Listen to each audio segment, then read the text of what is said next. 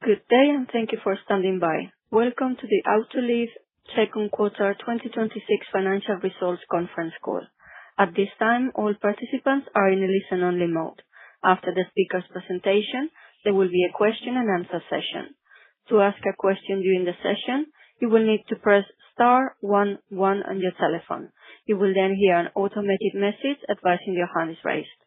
To withdraw your question, please press star 11 again. Please be advised that today's conference is being recorded. I would now like to hand the conference over to your speaker today, Anders Trapp. Please go ahead.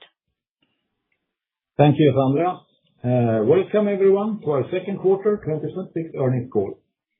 On this call, we have our President and Chief Executive Officer, Mikael Bratt, our Chief Financial Officer, Monica Grama, and me, Anders Trapp, VP Investor Relations. During today's earnings call, we will highlight several key areas, including our strong performance despite the challenging market environment. We will provide an update on our structural cost reduction initiatives in EMEA, an update on the latest market development, and our full year guidance and the potential impact of ongoing geopolitical challenges. Following the presentation, we will be available to answer your questions. As usual, the slides are available on autoliv.com. Turning to the next slide. We have the safe harbor statement, which is an integrated part of this presentation and includes the Q&A that follows. During the presentation, we will reference non-US GAAP measures. The reconciliations of historical US GAAP to non-US GAAP measures are disclosed in our quarterly earnings release, available on autoliv.com, and in the 10-Q that will be filed with the SEC, and also at the end of this presentation. Lastly, I should mention that this call is intended to conclude at 3 p.m. Central European Time, so please follow a limit of 2 questions per person. I now hand it over to our CEO, Mikael Bratt.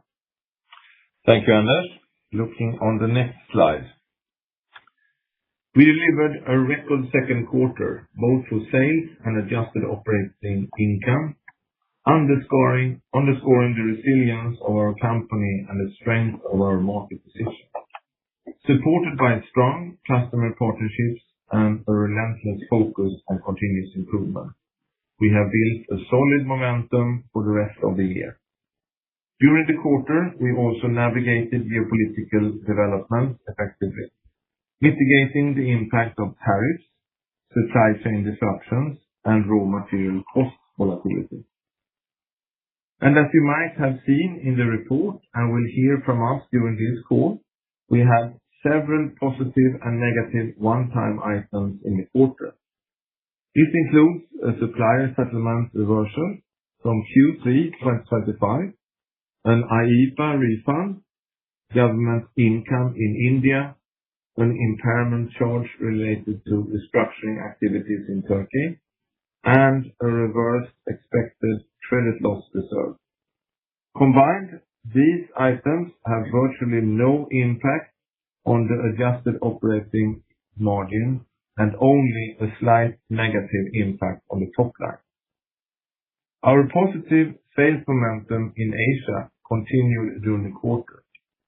In China, we once again outperformed light vehicle production, driven by strong growth with Chinese OEMs, where our sales outperformed by more than 40 percentage points.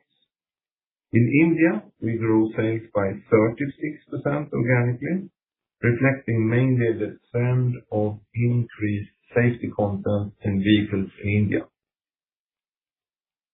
Adjusted operating income and margin improved despite raw material headwinds, particularly higher helium prices. The strong performance was primarily driven by higher sales and well-executed activities to improve efficiency and costs. I am pleased that our cash flow improved in line with our expectations, resulting in record operating cash flow for the second quarter and supporting our ambitious shareholder return strategy.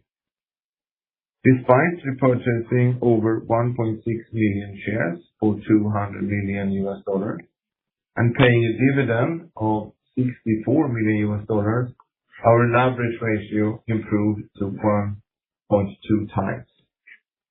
During the quarter, we announced additional structural cost initiatives, which we will elaborate on in the next slide.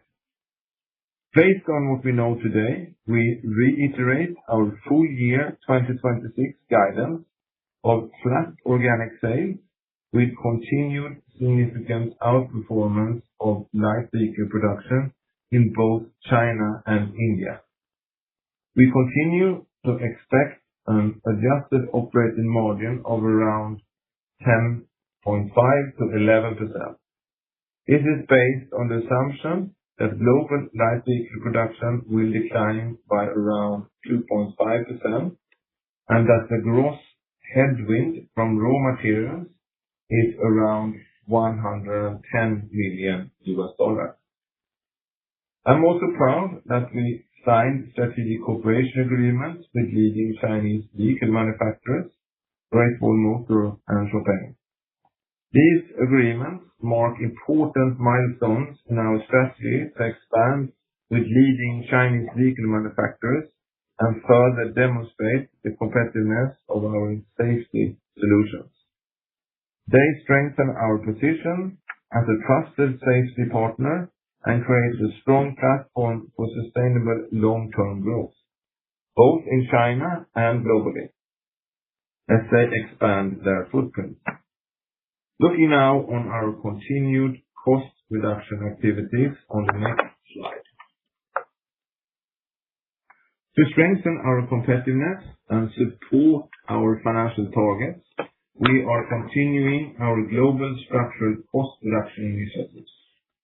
As a part of this effort, we have decided to gradually discontinue our manufacturing operations in Turkey, which today produce steering wheels, airbags, and seatbelts.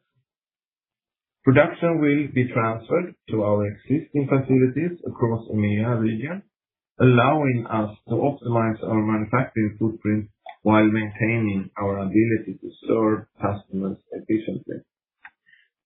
This decision is expected to affect approximately 2,200 employees. The transition will take place over the coming years, with the complete closure anticipated during the first half of 2028. From a financial perspective, we expect total restructuring charges of approximately $142 million, of which $90 million was recognized in the second quarter of 2026. Cash out is expected to be approximately $129 million, with a limited impact on our 2026 cash flow. Importantly, this initiative is expected to generate annually pre-tax savings of approximately $40 million, with benefits beginning to materialize in 2027 and reaching the full run rate in 2028. Overall, this action is an important step in improving our cost competitiveness and is supporting us in achieving our financial targets. Looking now on the next slide.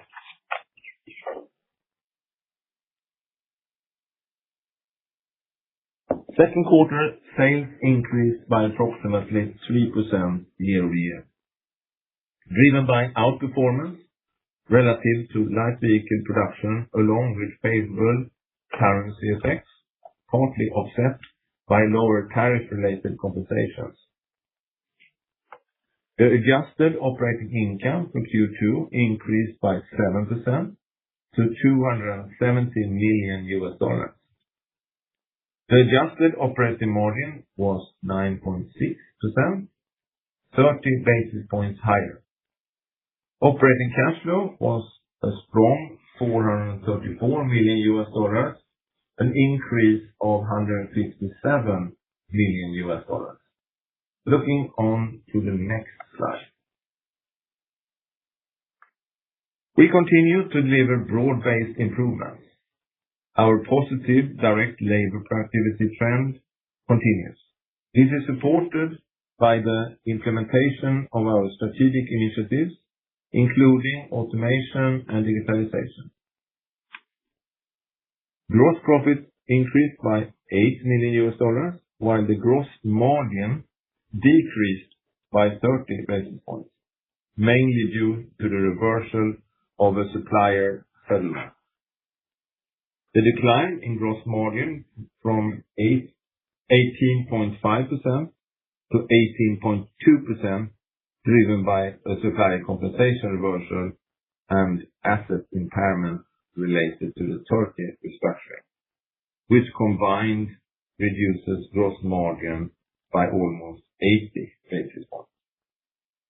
RD&E net increased year-over-year, primarily on negative currency translation effects, higher personnel costs, and lower engineering income due to timing of specific customer development projects.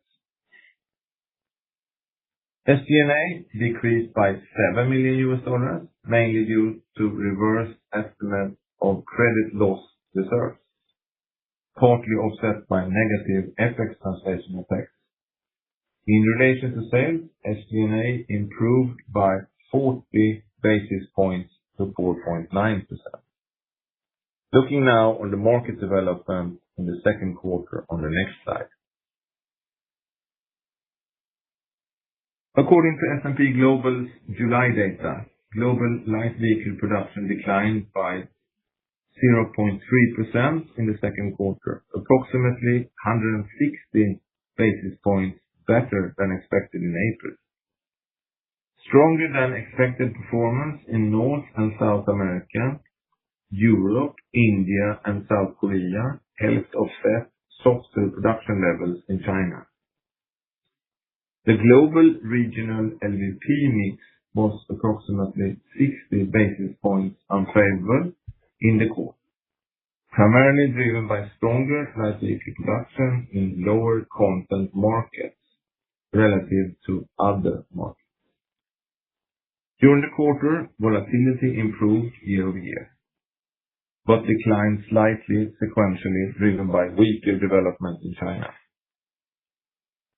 We will talk about the market development more in detail later in the presentation. Looking now on our sales growth in more detail on the next slide. Our consolidated quarterly net sales exceeded $2.8 billion for the second time in our history.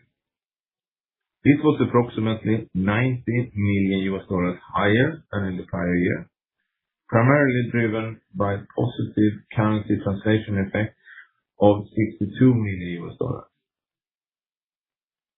This benefit was partly offset by approximately $5 million of lower tariff-related compensations, mainly due to an IEEPA-related refund of $9.6 million during the quarter.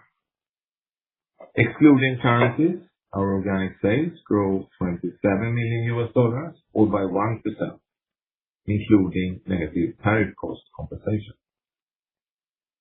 Based on the latest light vehicle production data from S&P Global, we outperformed the market by over 1 percentage point globally. Our outperformance was significant in Asia. In Asia, excluding China, we outperformed the market by 6 percentage points, driven by continued strong sales growth in India, where we outperformed by around 20 percentage points. Japan and South Korea also contributed to the outperformance. In China, we delivered outperformance of more than 7 percentage points, supported by strong sales growth with Chinese OEMs, whose production grew over 40 percentage points faster than light vehicle production. As a result, the Chinese OEMs accounted for 55% of our sales in China in the quarter, compared to 40% last year. The negative performance in the Americas can partly be attributed to lower tariff compensation following the IEEPA refund, as well as an unfavorable mix driven by strong light vehicle production growth in lower content South American markets.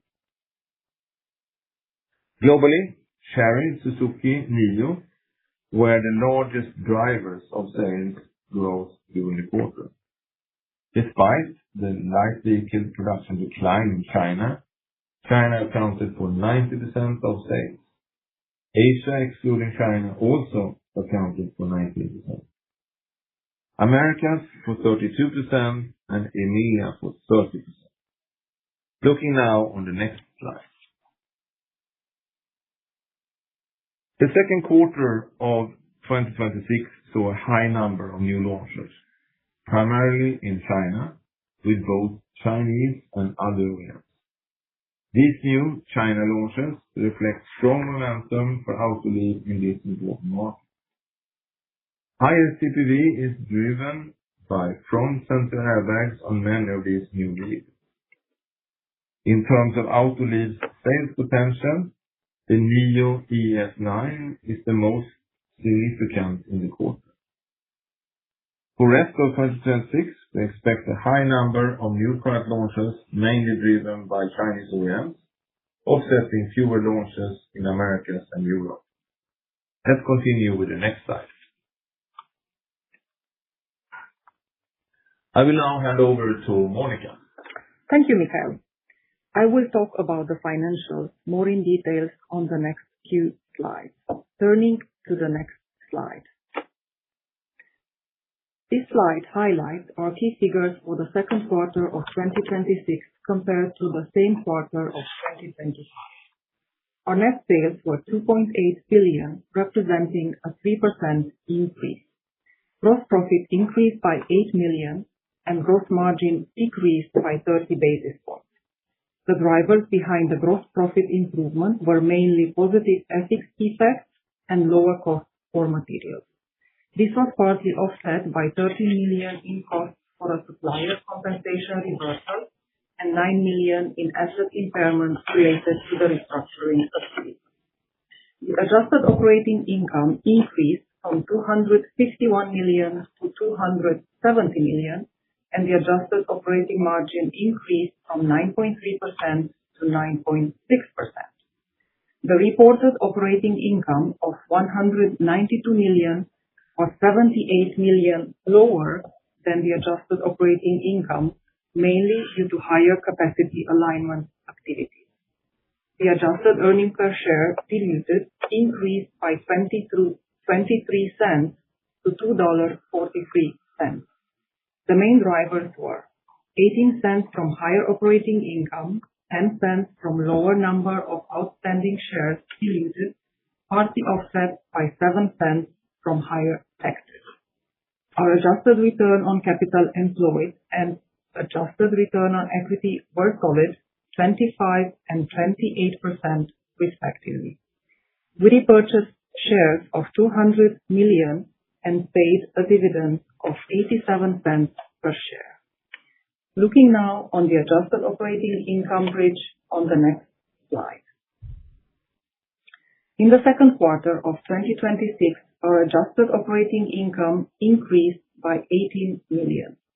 Operations contributed 61 million, primarily driven by higher organic sales and cost reductions supported by better call-off stability. This was partly offset by 15 million in costs for a supplier compensation reversal.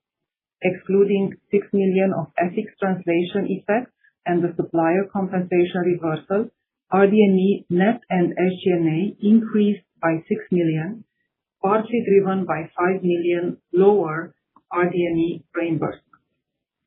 During the quarter, we recovered approximately 83% of our U.S. tariff costs, excluding IEEPA-related recoveries, bringing our year-to-date recovery rate to 78%. The combination of unrecovered tariffs and the dilutive effect of the recovered portion was around 20 basis points negative. However, compared to last year, it was a positive impact of around 15 basis points, as the negative effect of last year was around 35 basis points. Looking now at cash flow on the next slide. Operating cash flow for the second quarter was 434 million, an increase of 157 million. This change was primarily driven by a positive working capital impact of 240 million. The working capital contribution reflects a normalization following the first quarter increase, which was largely driven by the high sales level in March 2026 and several adverse one-time impacts.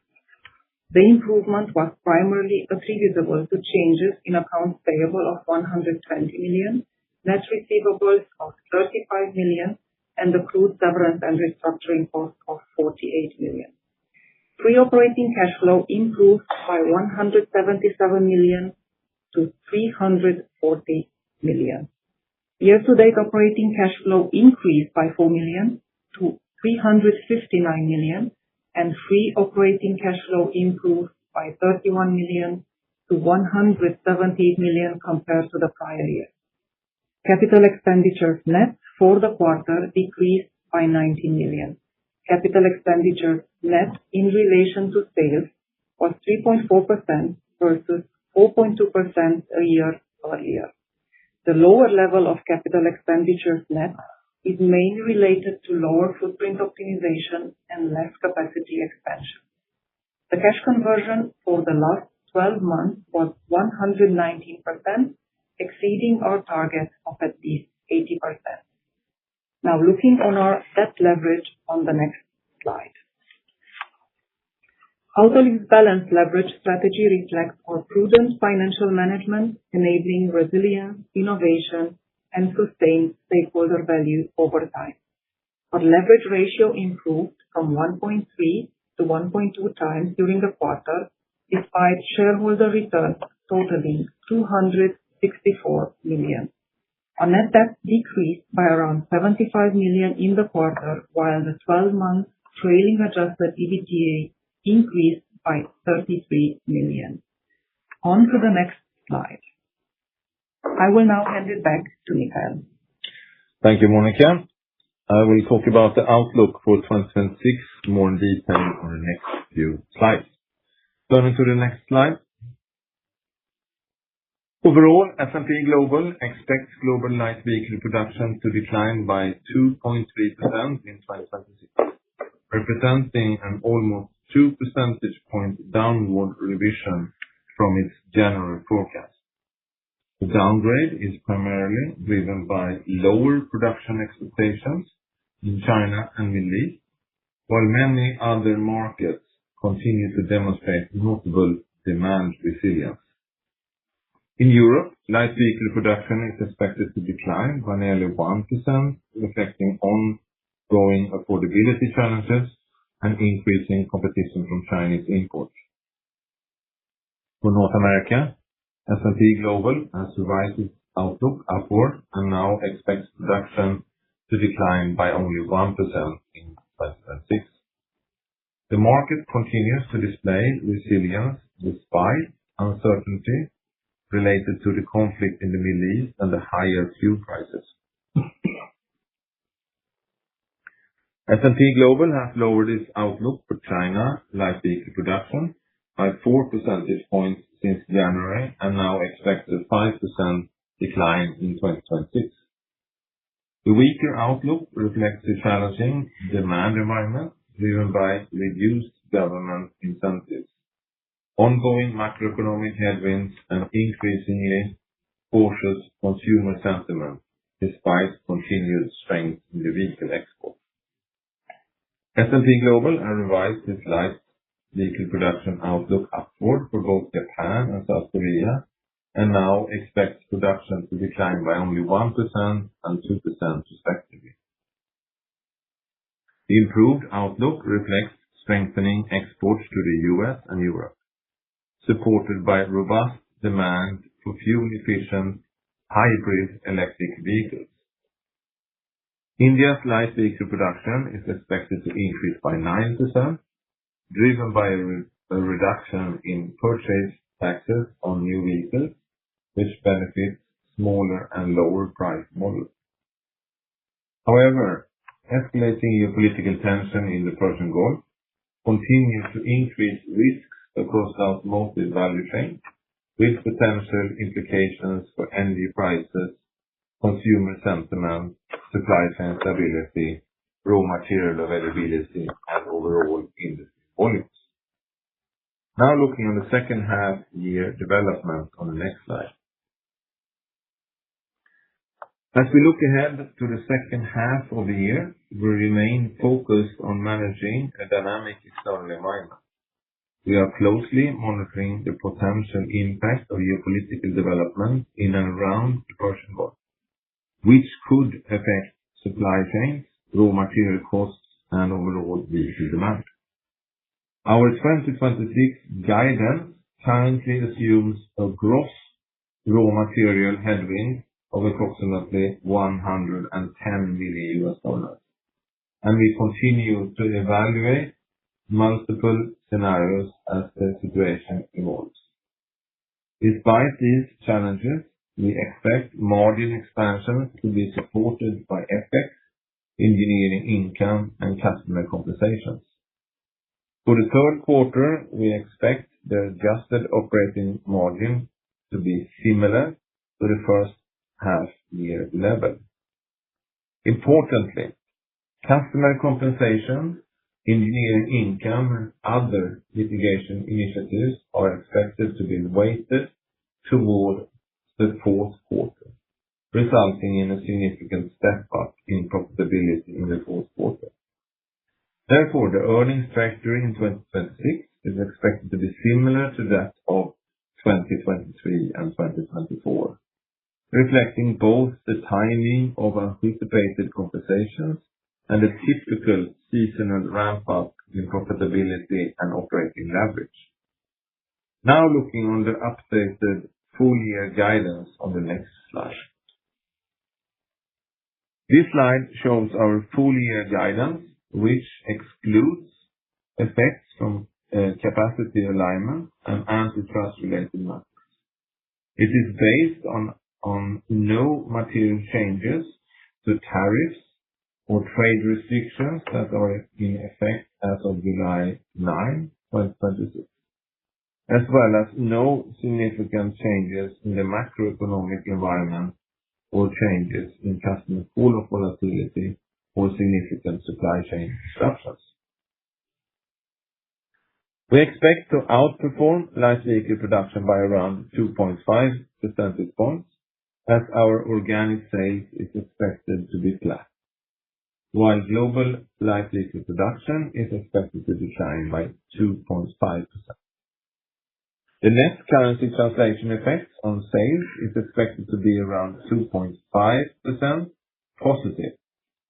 The guidance for adjusted operating margin is around 10.5% to 11%. Operating cash flow is expected to be around $1.2 billion, and we expect CapEx to be below 5% of sales.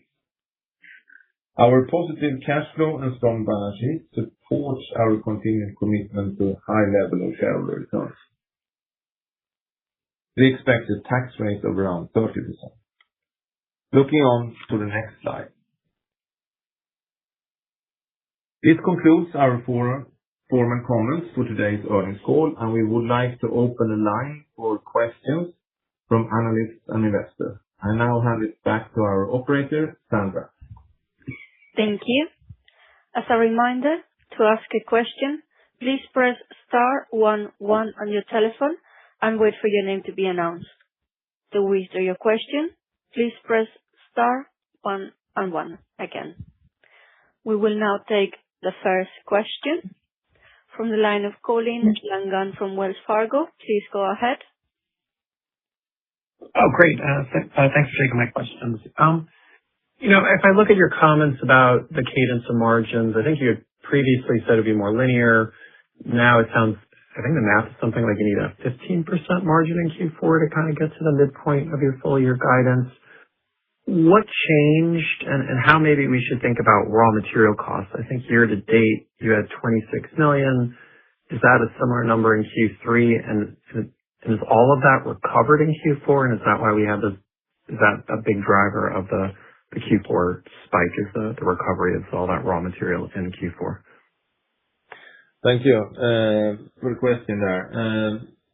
I mean, as you said, I mean, when we started this year, our expectation was that we could see more of a, let's say, normal, traditional sequence of how the quarter played out in the year. And now we're talking about the more back-end loaded. And the reason and why it's more back-end loaded is because we see the inflationary pressure here in the value chain as a result of the person involved. So I think what has changed is really that upward pressure on the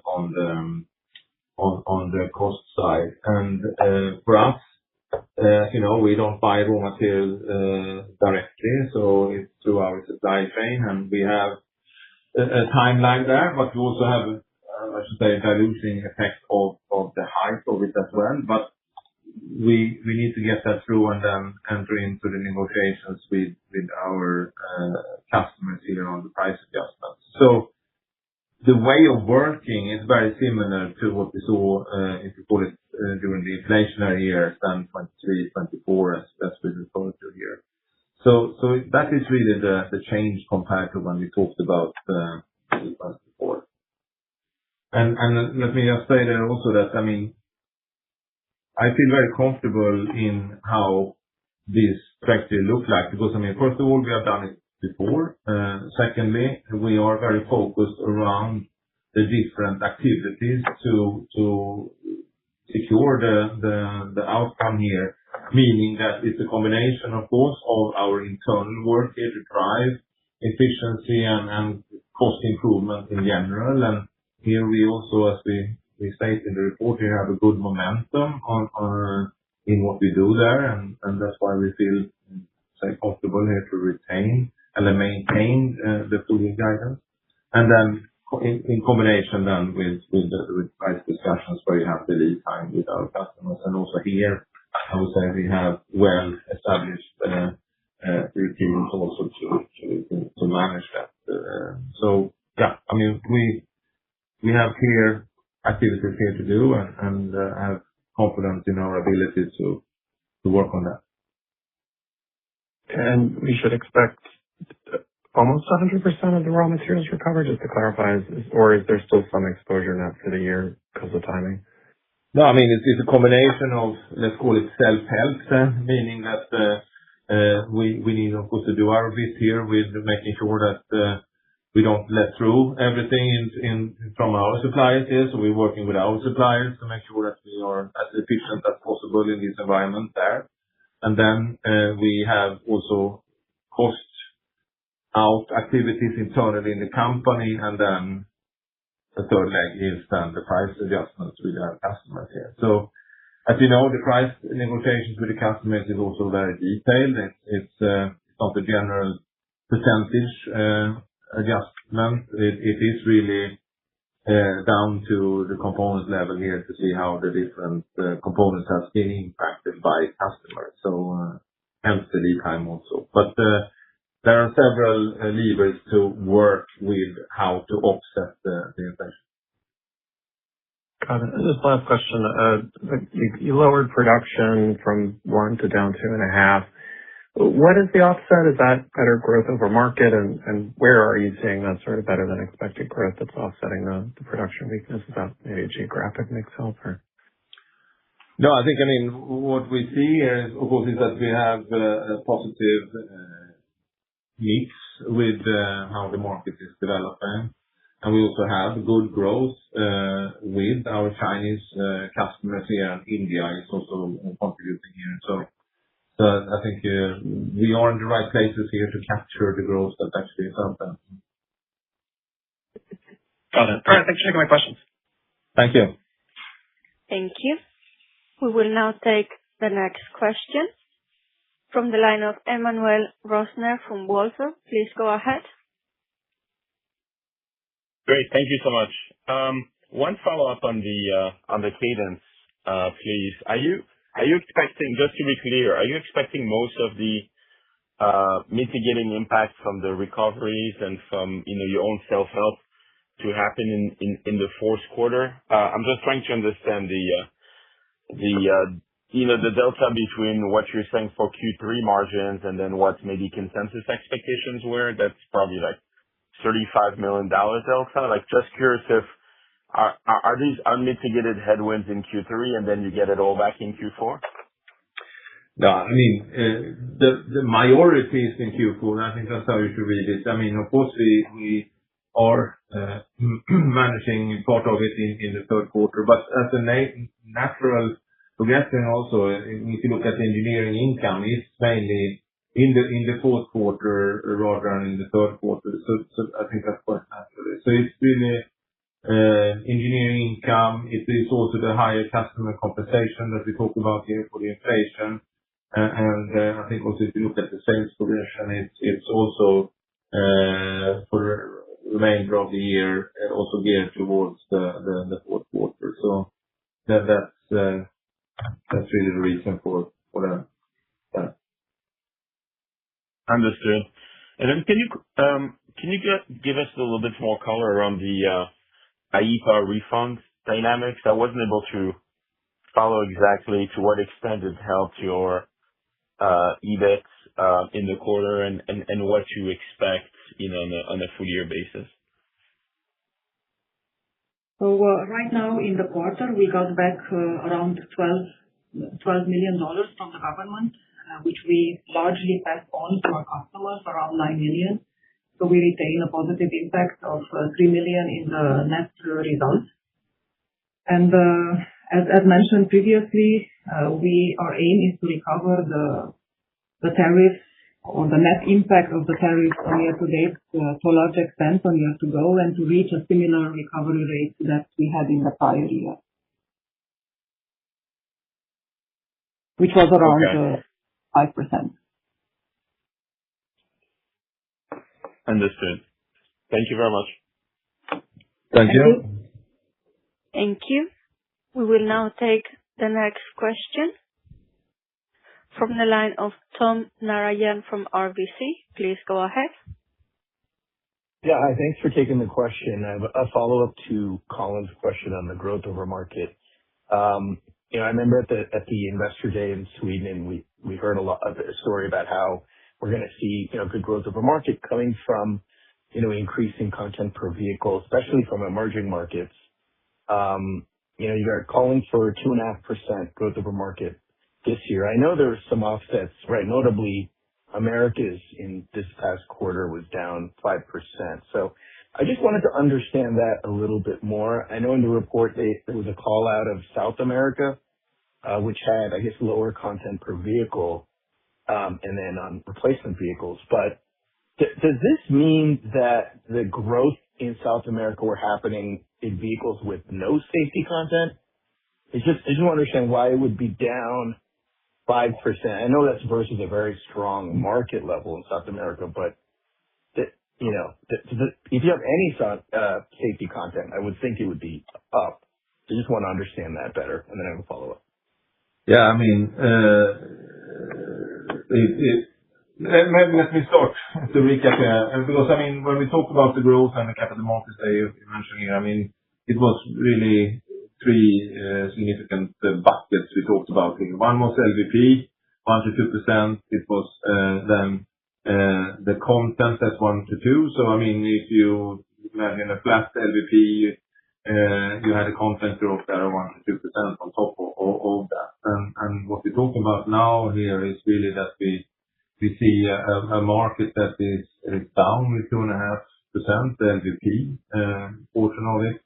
And then, of course, we have mixed effect here connected, of course, to the content very much. And what we talk about here is when South America is growing and US, if we stay in America, so to speak, just to simplify a little bit, which is a high content, is flat or even will go down.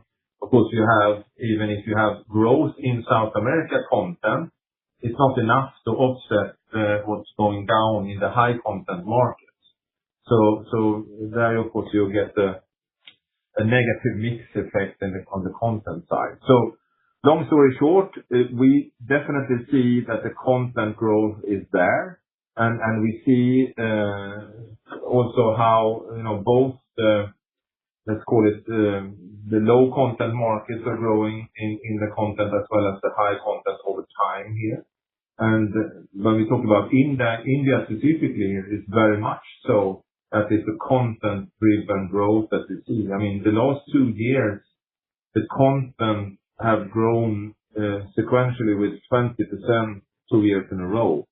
So a strong growth there. So what we try to convey there at Capital Markets definitely still holds here. But unfortunately, you have a mixed effect here that is not giving the full potential here. Okay, understood. And then my follow-up, I guess, what was, the rationale to move production from Turkey to EMEA? Was it cost saves coming from a plant maybe that wasn't as automated? Was it labor? I guess what was driving that decision? Thanks. No, I think, we constantly review our global footprint, and here we talk about EMEA, where we have over the last couple of years taken significant steps to consolidate our activities and optimize them as we move forward. And that's something we have done and we continue to do going forward also to make sure that we have the most competitive setup. And we saw here now that with the opportunity to continue to consolidate the capacity into other sites in Europe, we have a strong business case to do so, and we have seen the numbers and you have the numbers here. And that's of course a tough decision to take and painful for our colleagues in Turkey that have done a great job over the years, but we need of course to make sure that we maintain our competitiveness. So we're moving some to our Tunisian operations that has been a growing plant over the last couple of years here, and we're also moving into the other sites in Europe and Romania, for example. So it's to continue to sharpen our position here. Thank you. Thank you. We will now take the next question from the line of Winnie Dong from Deutsche Bank. Please go ahead. Hi, thanks so much for taking my question. I just wanted to follow up on your production assumption for the full year a little bit more. So now you're assuming 2.5% decline. Previously you were at 1%. I think lately IHS actually improved the outlook a little bit. So I just wanted to understand if there's a mixed situation that's going on, and if you can help us triangulate, what you're seeing, and if you're just, truing up to what the market is trending towards. Thank you. Thank you for your question. I think, S&P now is at minus 2.3. We are at 2.5, and I would say that's about the same level. It's marginal difference here. And the big move you could say here is that we have seen a deeper weakening in China than expected here. To some extent also the Middle East, but Middle East is still a very small part of the total picture. I think it's less than 2% when you talk about Middle East Africa here. So it's really about the weakening in China, domestic sales there and the domestic operations. So that is the change. Yeah. Since we talked about that. Okay. Gotcha. Thanks. That's helpful. And you do have very good momentum, happening in China. And I know it's kind of difficult to delineate, the strength between domestic, which is seeing a lot of weakness right now, but export is actually very, very strong. But is there like a general framework on how we can think about, how much the exports is actually contributing to your outgrowth in China?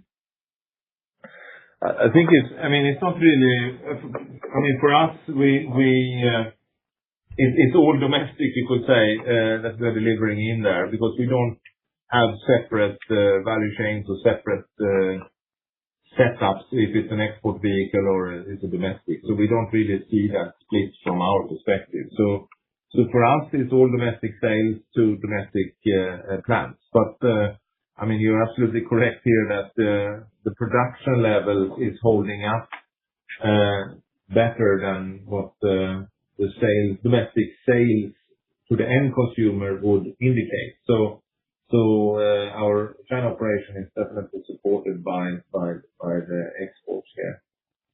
And I think we will see going forward here. But when we talk about the adjustments we just mentioned here to the -2.5, it's the net effect of that, of course.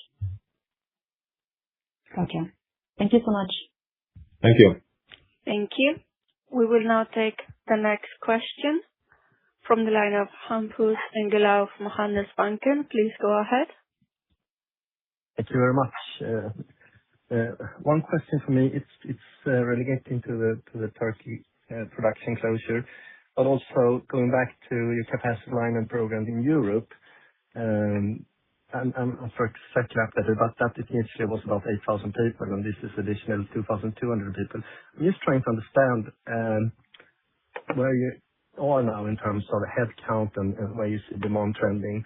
Is this a part of the automation program that you have been running since 2019, or is it also that you see that you need less capacity or have had too much capacity? Interesting to hear your thoughts on these different parameters. Thank you. Thank you, Hampus. I think, as I alluded to before, I mean, it's a constant review of how to optimize your production facilities. And when it's not like we had an overcapacity necessarily in Turkey, but we had an overcapacity in the whole system here, where we saw opportunities to consolidate even further. And I mean, you're correct in the way to say that, you know, the optimization definitely contributes to our opportunity to put more into the existing plants somewhere else. And when you drive the optimization, you can also, you know, create the flexibility we have talked about before. And we can also see that with an efficient, optimized, and flexible setup, you need less square meter to produce the same amount. So when you harvest that, so to speak, you come to this kind of decisions every now and then, where you're actually looking at the complete site and by then consolidating it in. So it's a way of harvesting the continuous improvement or also the step changes that we've seen as a result of new technology. All right. Thank you. Thank you. Thank you. We will now take the next question from the line of Itai Mikaeli from TD Cowen. Please go ahead. Great. Thank you, everybody. Just two follow-ups for me. Just first, back to the margin guidance, just given the updated cadence for the year, is there any bias at this point towards the lower half or upper half of your full year margin range? No, as you see here, we haven't expressed an upper or lower end or any more precision than what we have here, which is within the range of around 10.5 to 11. And I think, I mean, if you ask me, which I think you do, why we are not more precise here, it is really that we see with everything going on here that there is difficult to be more precise than what we are with the interval here. And I think the interval here reflects the volatility in the market, so to say, and uncertainty when it comes to the market in whole, and also this inflation pressure here, if it's a long-term thing or if it's more of a short-term thing. But with what we see right now, this is the best judgment we can do now that we should be within that range. That's helpful. Thank you. And as a quick follow-up, can you maybe comment on order intake trends in the quarter, if you've seen any improvement there, and maybe how just like order intake the last couple of years just maybe impacts how we should think about your growth over market in Americas and Europe, say over the next 12 to 24 months? Yeah, I mean, we don't disclose any details around the current order intake. More than I can say that I feel comfortable that we have activities in that area that support defending our market share here, which is around 45%, as we have explained before.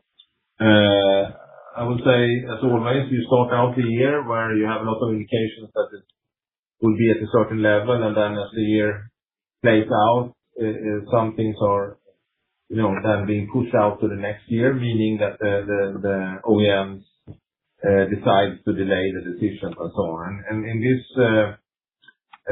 circumstances that we have right now, with a lot of questions around the sentiment in the market, the driveline issues and so on that we saw taking place maybe a year and a half ago, when some reshuffling in the model programs took place.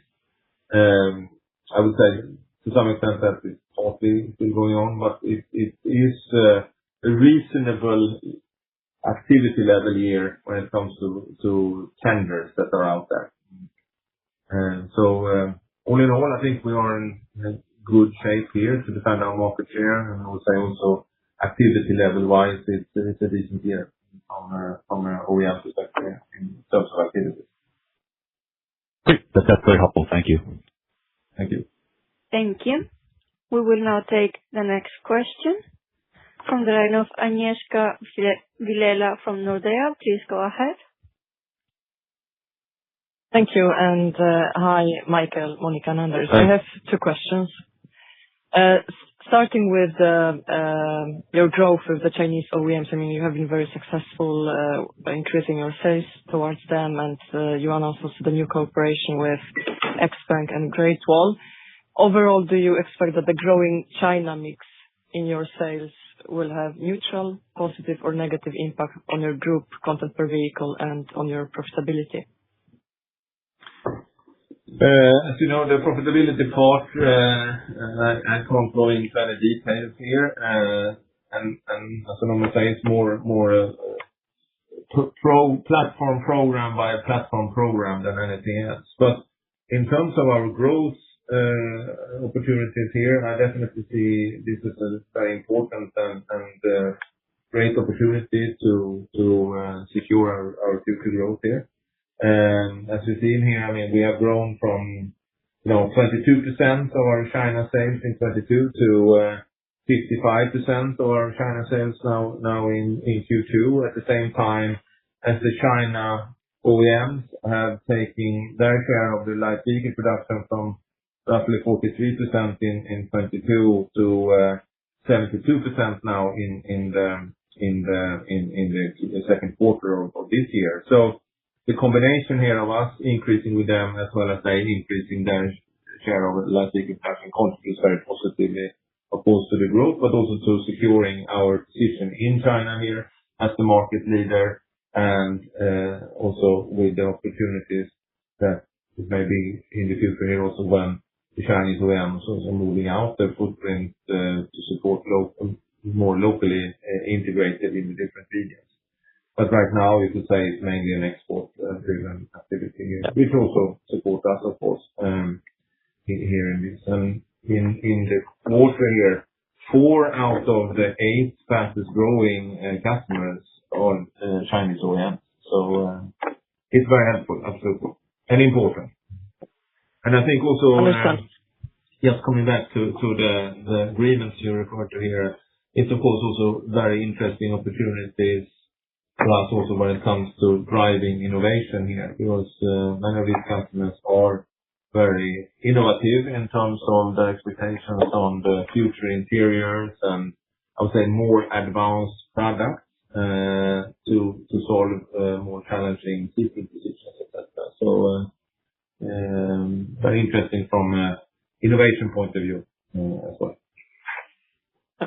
Perfect. Thank you for the color. And the second question, coming back to growth, looking at your performance in H1, you outperformed the market by 2 percentage points. But just looking at what you guide for the full year, it looks like the outperformance can accelerate to 3 percentage points.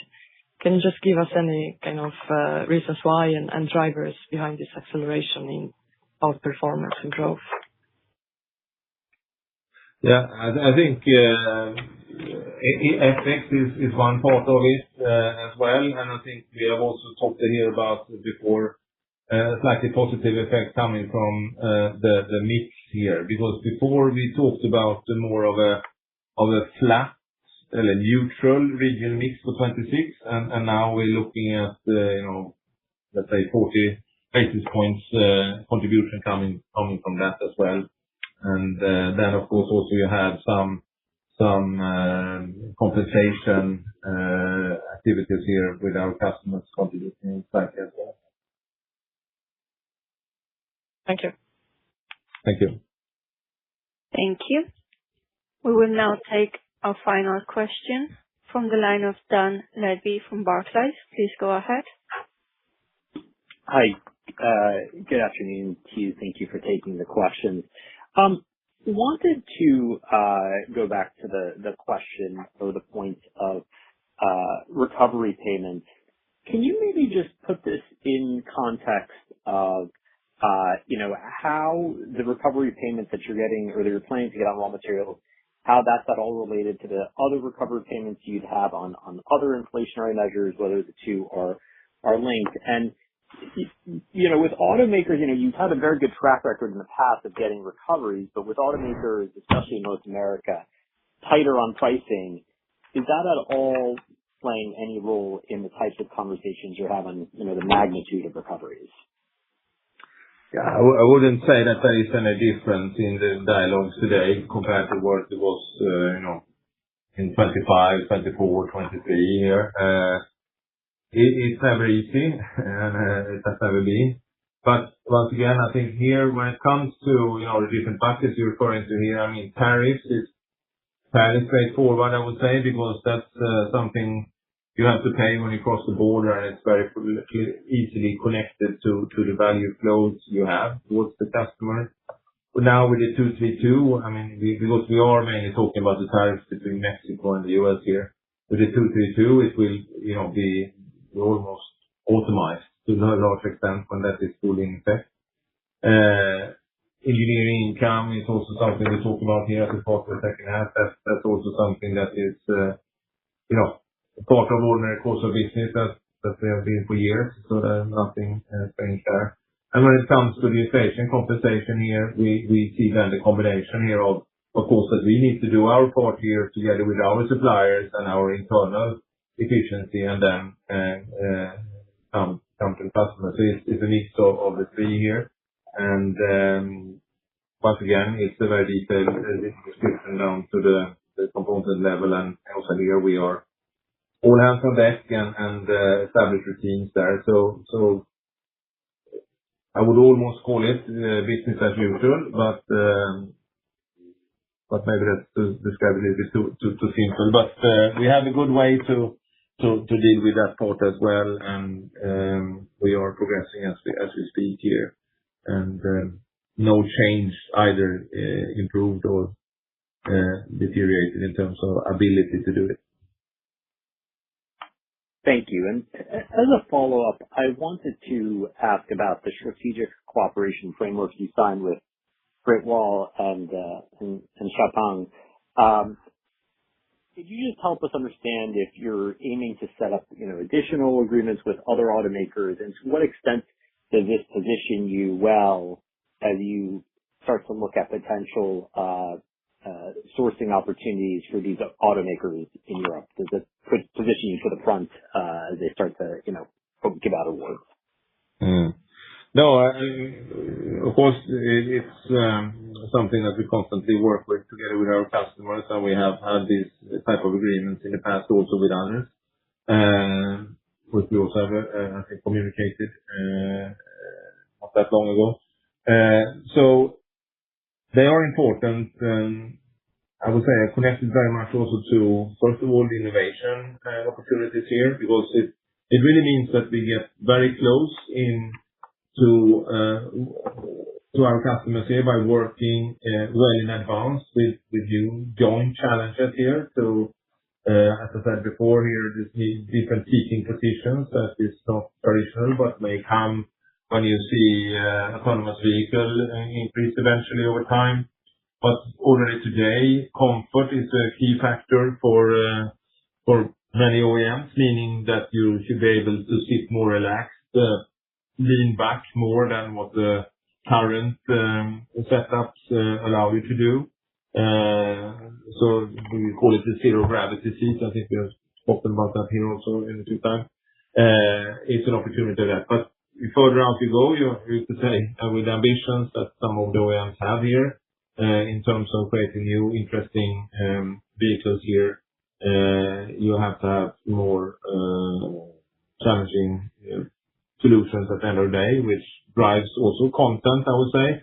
And it puts us up to be in the forefront of developing this new type of technologies that is needed in the future. So very, very interesting and great opportunity to support our customers in a good way. Great. Thank you. Thank you. Thank you. All the time we have for questions today. I would now like to turn the conference back to Mikael Bratt for closing remarks. Thank you, Sandra. Let's look on the next slide here.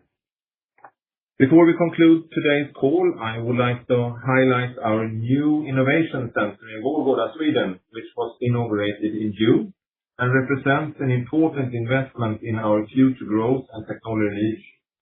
By bringing research, testing, prototyping, and pilot production together in one location, the center will help accelerate innovation and shorten development cycles.